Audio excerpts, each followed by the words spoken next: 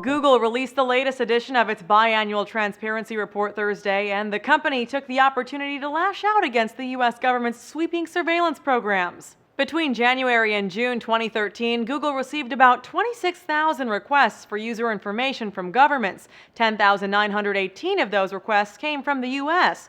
Google also notes the U.S. government has tripled its queries since the company began reporting this information in 2009.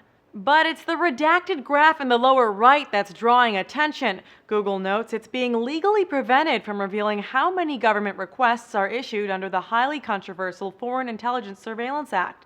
Consumerist notes the public has no idea whether or not FISA queries make up a substantial portion of that 10,918 total. And that information might be crucial to understanding the full extent of the U.S.'s surveillance programs.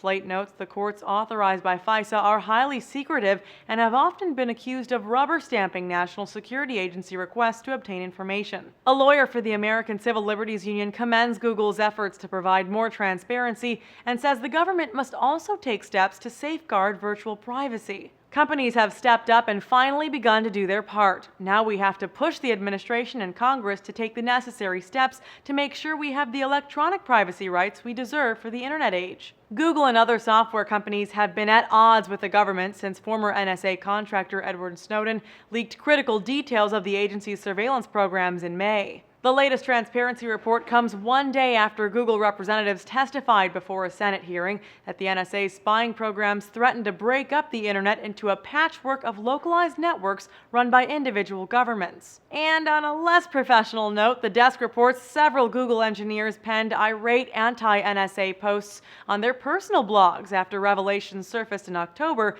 that the agency had circumvented Google's internal security. Lawmakers on Capitol Hill have been bitterly divided over the need to reform the NSA.